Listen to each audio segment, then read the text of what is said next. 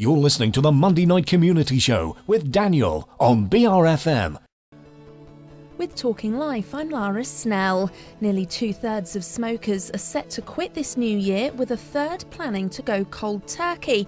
However, they're being advised that they may be doomed to failure before they even start, with research by Pfizer revealing just 3% of people who choose this method will be smoke-free after a year.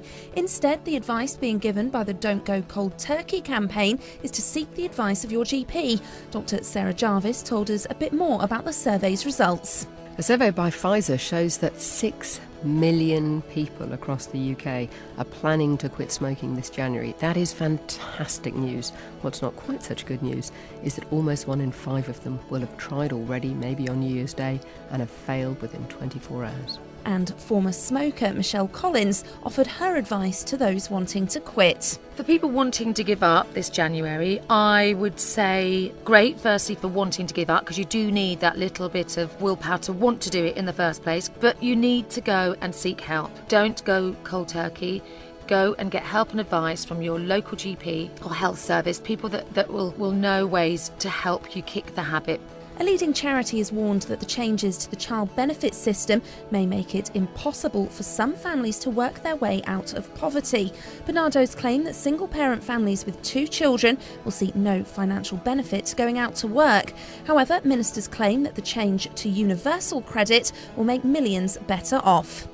And US scientists have announced that 2012 was among the top 10 warmest years that the world's ever experienced. One independent team registered it as 10th, whilst NASA scientists recorded it as 9th. They both agreed, though, that it would have been even higher up the list had it not been for a cooling weather pattern in force. With Talking Life, I'm Lara Snell.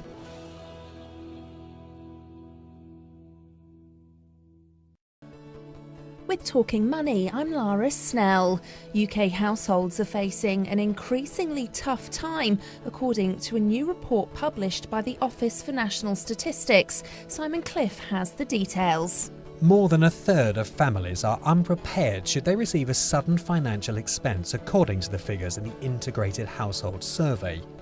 37% said they wouldn't have enough cash, compared to 27% in 2007. It's also revealed that the number of people who say they can't afford an annual holiday has risen to 3 in 10.